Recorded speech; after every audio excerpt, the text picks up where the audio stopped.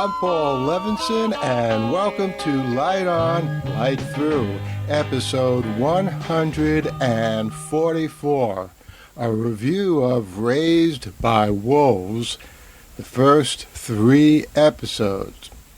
Well, I've been talking a lot of politics here on Light On, Light Through the last month or so I thought I'd lighten it up by a review of the beginning of what looks to be a really excellent new science fiction series. Now, Ridley Scott's deeply involved in this series. He's the executive producer. He directed a few of the episodes.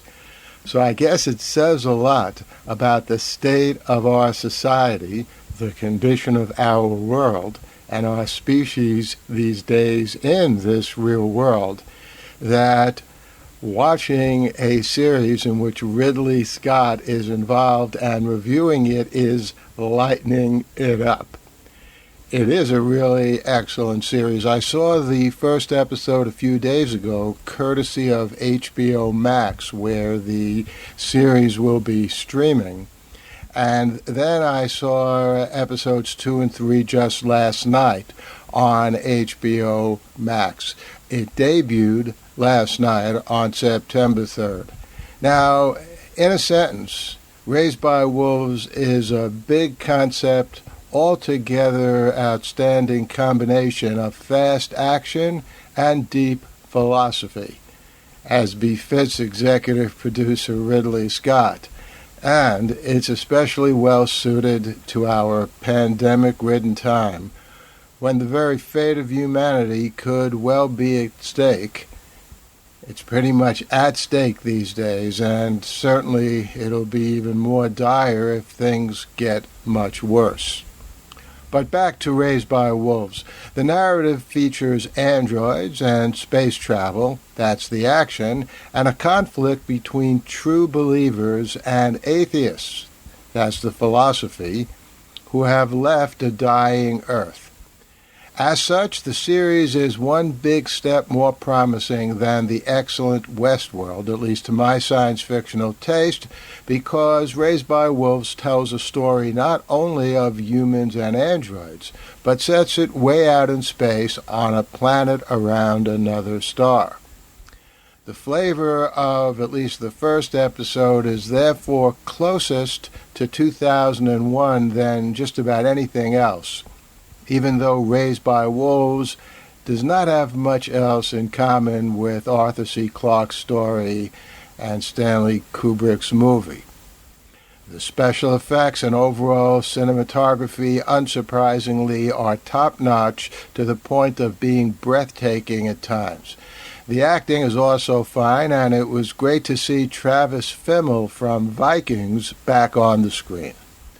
Amanda Collin is fine as Mother, the android, and her character comes with some awesome power of killing everything around her with a scream. And that reminds me, in an odd way, of an episode, Sound That Kills, in the ancient science fiction theater television show. Monroe Lennon-Ritchie and Jaden Holdsworth as Campion put in good performances. He's just a boy, and it will be fun to see how this crucial character, a young boy whose allegiances to belief have not yet been settled quite as yet, it'll be interesting to see how this character develops.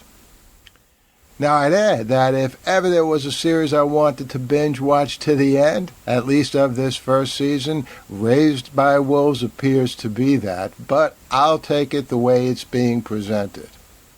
And I did get to watch episodes 2 and 3 on HBO Max. All 3 episodes are now available there.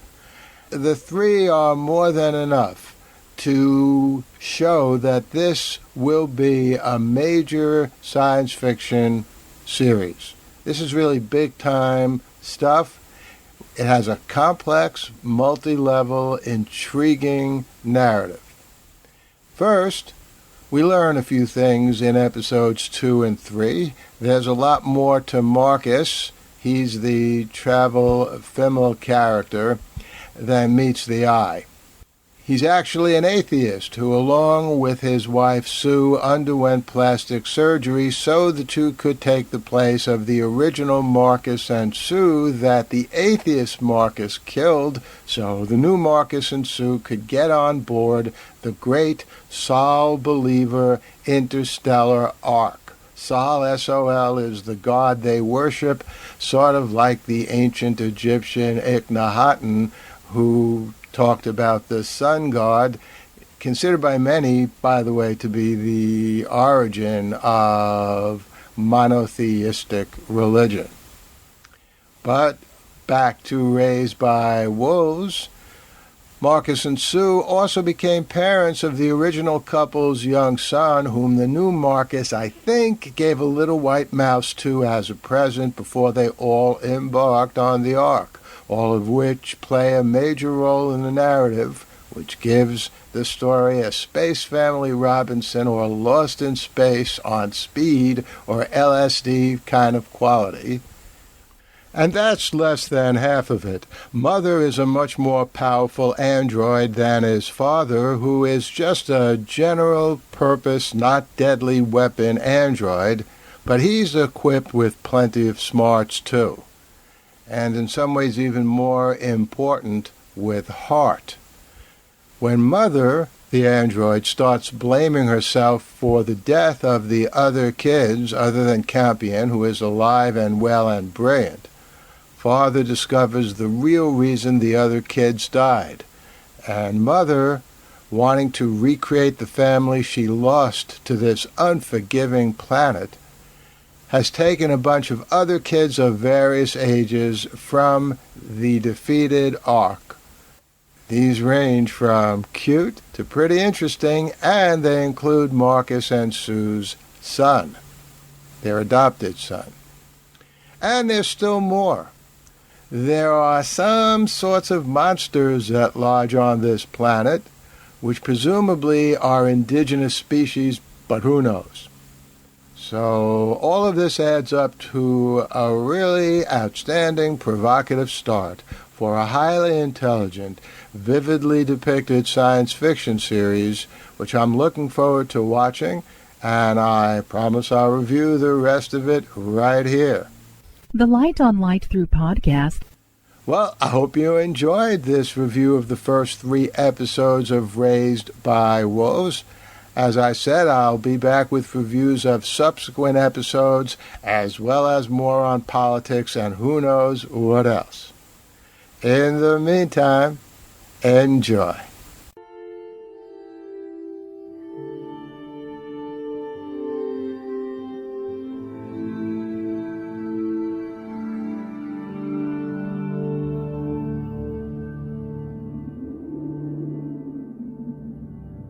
Athens, 2042 AD. She ripped the paper in half, then ripped the halves, then ripped what was left again into bits and pieces of history that could have been. Sierra Waters had read once that, years ago, it was thought that men made love for the thrill, while women made love for the sense of connection it gave them. Curled Up with a Good Book says, Sierra Waters is sexy as hell. You can find out more about The Plot to Save Socrates by Paul Levinson at theplot2savesocrates.com.